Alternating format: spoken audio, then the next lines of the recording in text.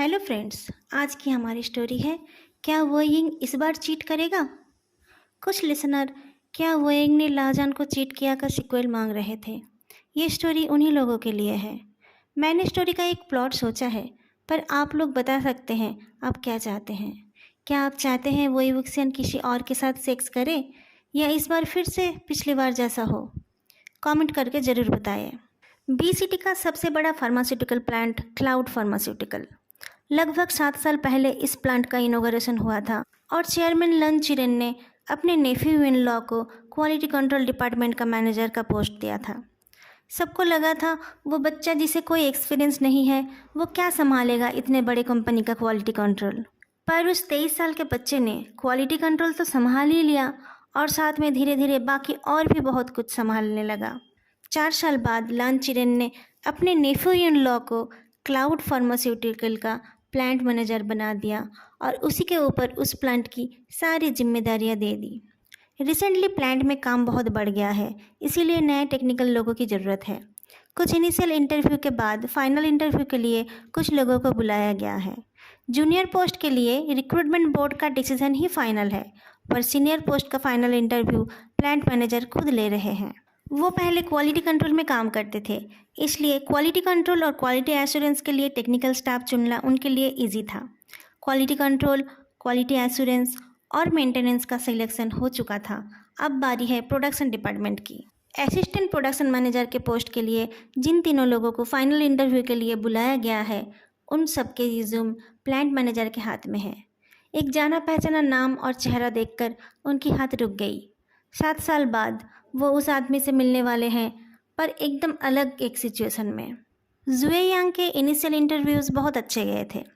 उसे उम्मीद थी कि उसे ये जॉब मिल जाएगी, पर फाइनल इंटरव्यू में उसका सामना वुक्सियन से होगा ये उसने कभी सोचा ही नहीं था। 8 साल पहले जिस सहमे हुए लड़के से वो मिला था, उसमें और ये चेयर पे बैठे हुए प्लांट मैनेजर में बहुत फ़र्क है।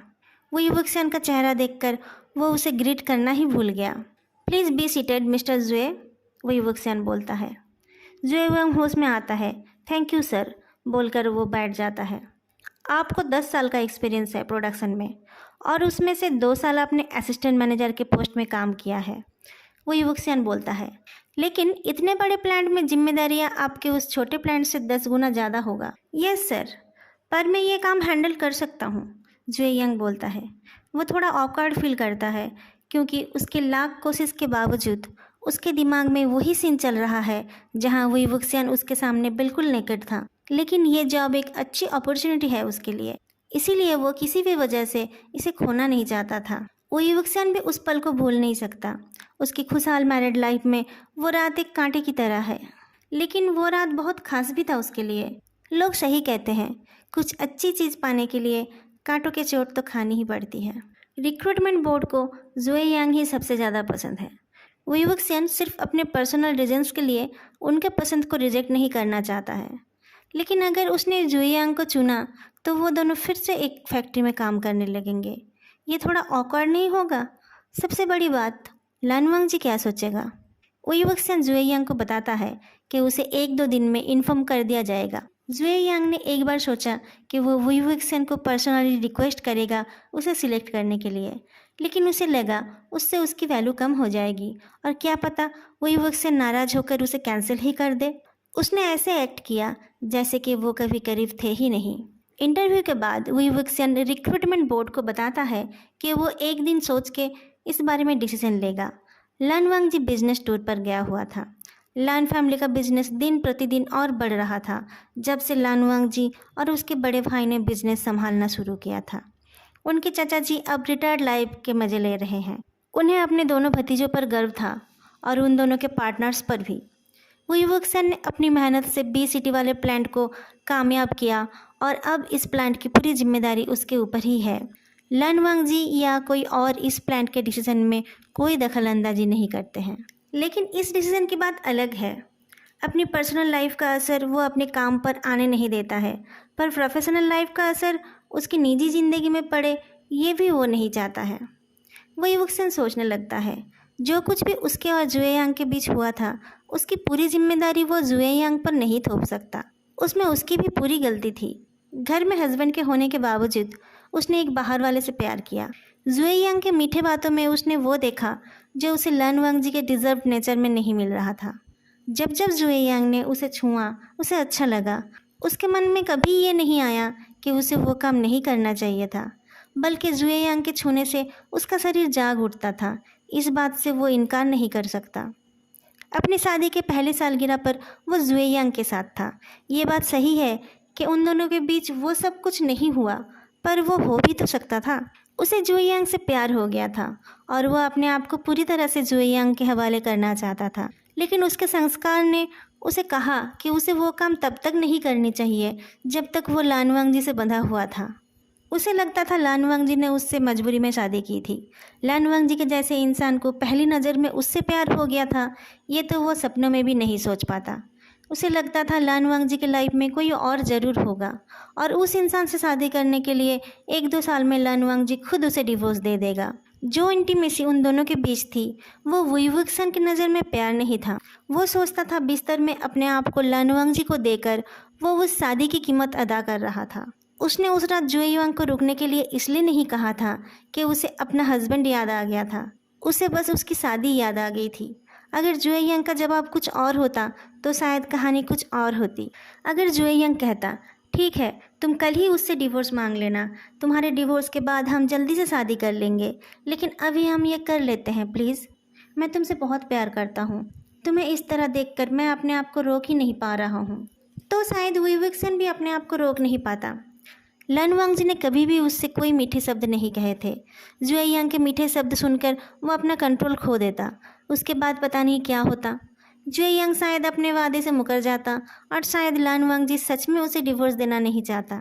लेकिन क्या उसके बाद वो खुद अपने आप से नज़रें मिला पाता? जुए यांग के साथ सब कुछ करने के बाद जब उसे पता चलता लानवांग जी किस तरह से उसे चाहता था, तो वो क्या करता? वुईवुक्सन अपने आप को बहुत लकी समझता है कि उसे लानवांग जी के जैसा प्यार करने वाला हस्बैंड मिला है, जो उसके हर काम में उसका साथ देता है। अगर वो जुए यांग को रिक्रूट कर लेता है तो शायद लानवांग जी कुछ कहेगा नहीं, पर वो जेलस तो होगा ही ना। ऐसे भी लानवांग जी का दूसरा नाम जेलसी ही है। उसके शादी के टाइम के लानवांग जी में और अभी के लानवांग जी में बहुत फ़र्क है, पर एक चीज़ सेम है और वो है उसकी जेलसी। उधर जुए यांग सिर्फ और सिर्फ वुईवुक्सन के बारे में सोच रहा था। 8 साल पहले जब उसने उस नए लड़के को देखा था तब उसे उससे थोड़ी हमदर्दी हुई थी और उसने उसका कॉन्फिडेंस बढ़ाने में मदद कर दी थी। बाद में धीरे धीरे कब वो उसे चाहने लगा ये उसे खुद नहीं पता था। जब वुईवुक्सन ने नए माहौल में अपने आप को ढाल लिया था तो उसका चेहरा ग्लो करने लगा था। जुए यांग ने नोटिस किया था कि उसका चेहरा सच में बहुत सुंदर था और उसकी हंसी तो जानलेवा थी। वुईवुक्सन क्वालिटी कंट्रोल में काम करता था। वो पूरा दिन लैब कोट पहने रहता था, पर जब जब वो अपना लैब कोट उतारता था जुए यांग को वो सेक्सी लगने लगा। जुए यांग बाइसेक्सुअल था और उसके घर वाले चाहते थे कि वो एक सुशील लड़की से शादी कर ले। जुए यांग अपने घर वालों के खिलाफ जाना नहीं चाहता था, पर उस टाइम उसकी कमाई घर बसाने लायक नहीं थी। धीरे धीरे ऐसा हुआ कि जब भी वो वुईवुक्सन को देखता था उसे उसके साथ इंटीमेट होने का मन करता था। पर वुईवुक्सन मैरिड था। जुए यांग को लगा ये कोई परेशानी नहीं बल्कि उस चीज़ का अलग ही फ़ायदा था। वो कभी भी वुईवुक्सन से शादी नहीं करता। वुईवुक्सन तो खुद शादीशुदा था। इंटीमेट होने के बाद वो उसे शादी करने के लिए फोर्स भी नहीं कर पाता। जितना उसने वुईवुक्सन को समझा था उससे उसे पता चला था कि वुईवुक्सन कैजुअल सेक्स में इंटरेस्टेड नहीं था।